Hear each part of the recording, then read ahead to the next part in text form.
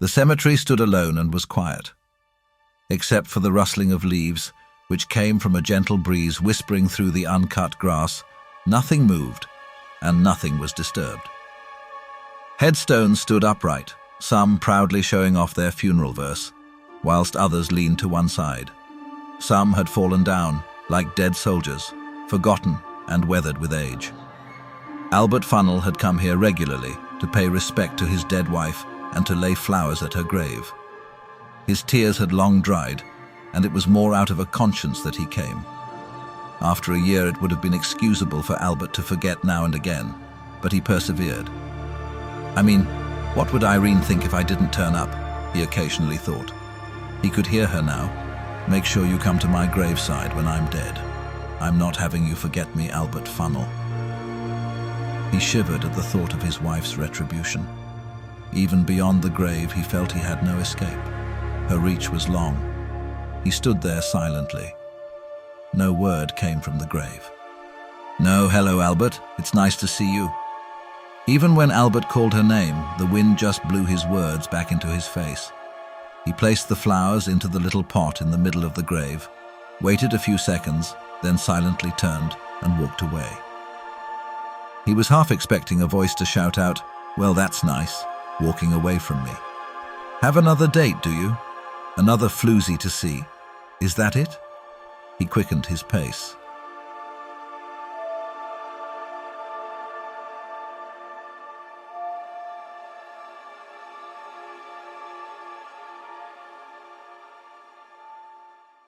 "Good morning, Mr. Funnell." Albert turned around and saw a lady not far off his own age, maybe 3 or 4 years younger. She had a sweet smile and a pleasant disposition. "It is Albert, isn't it?"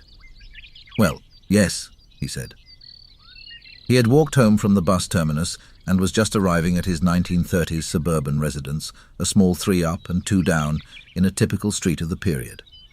He had almost reached his gate when she spoke. "And you are?" He politely raised his hat. "It's Carol, from Friendly Faces. You remember we spoke last week on the phone. You did say meet up today, and you did say 200 p.m., and it's that now." Albert remembered and gave a start. "Why, of course, my apologies.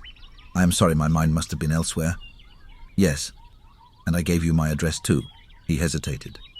"It has been a tiring day. You see, Wednesday is the day I normally visit my wife's grave, and today is the anniversary of her passing. It played on my mind a bit, more than usual, I suspect." Carol smiled. She did not appear to be offended. "If you would rather leave it for another day..." "No, not at all. Please come in. I will put a kettle on." Albert led Carol through the gate, past the roses and dahlias to his front door. The door closed behind them.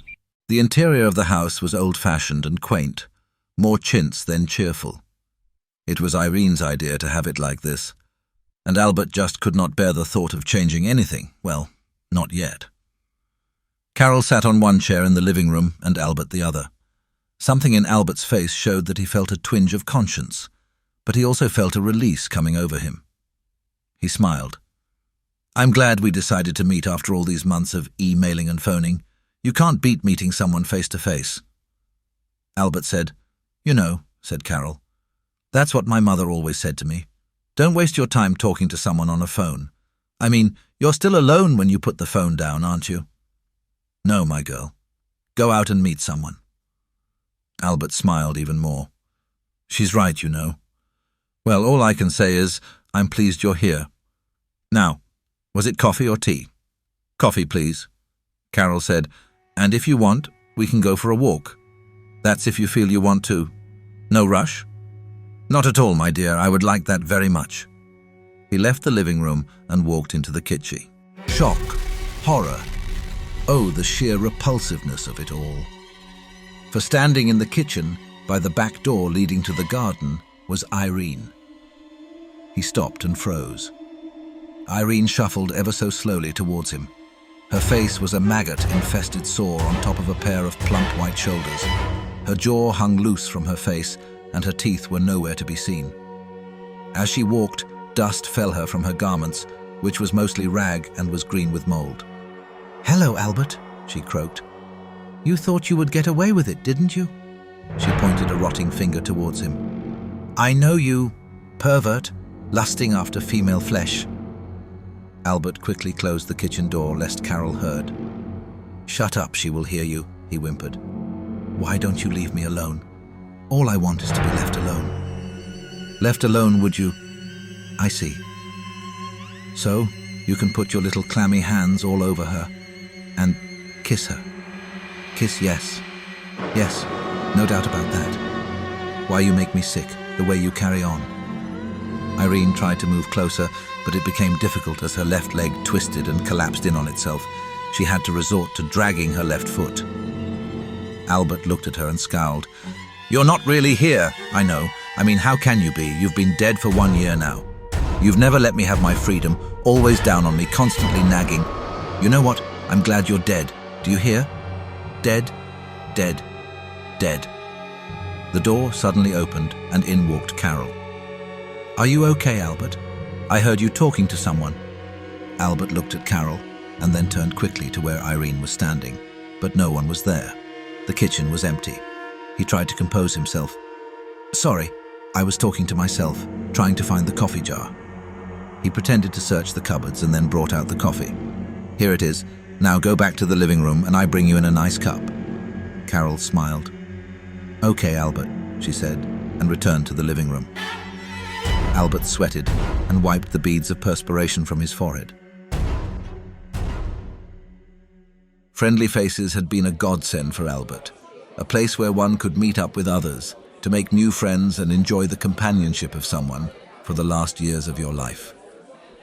He had hit it off with Carol from the word go, but this was the first time he had met her face to face.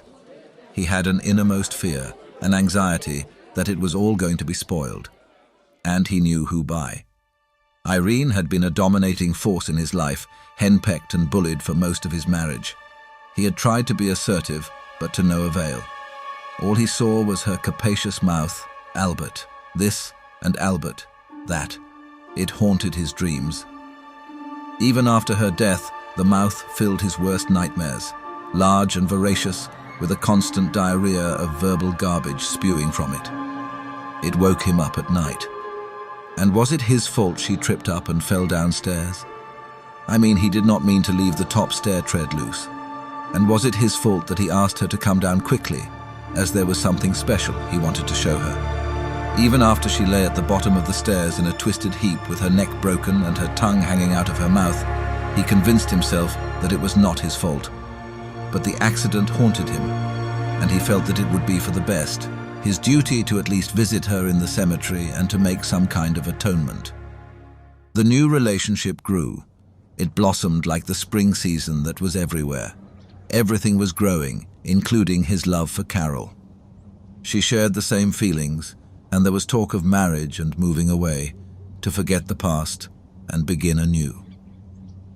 But Albert had to do one more thing, and that was to say his last goodbyes to Irene. A cleansing of his soul, if you like. Out with the old and in with the new.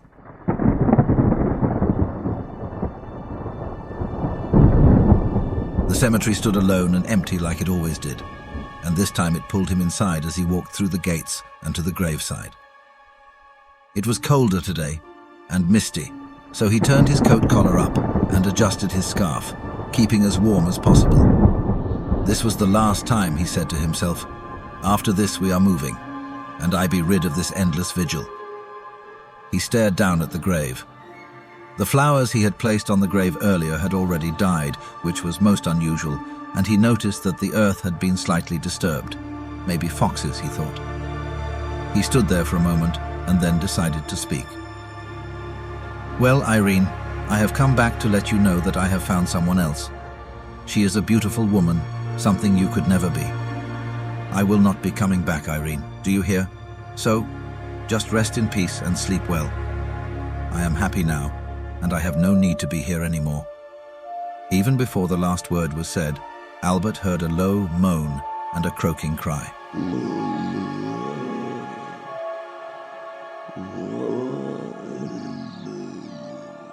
"Oh, you cannot leave me, Albert. I am yours forever, you know that. Another woman. Pah! A go-getter, a tart, a money-grabbing hussy. No, you stay here with me. This is where you belong. Albert banged the side of his temples with his fist. No, go away. You're not real. You're dead. Leave me alone. Albert, you're mine, do you hear? You're always mine. Shut up! Shut up! Albert kicked and smashed the flower pot with his foot. He went down on his knees and shouted, "Shut up! Shut up!" Silence. The voices stopped, and all he could hear was the rustling of leaves as the wind blew. Albert stood up, and without ceremony turned and walked away from the graveside and out of the gates. He did not look back. The next day, he and Carol moved away. The cemetery stood alone and was quiet. It had been there for 100 years and maybe a few hundred more. Cold, rotting corpses laid to look upwards with their family mementos dutifully placed there in their graves by their own kin were all but forgotten. The darkness was indeed dark, 6 feet underground.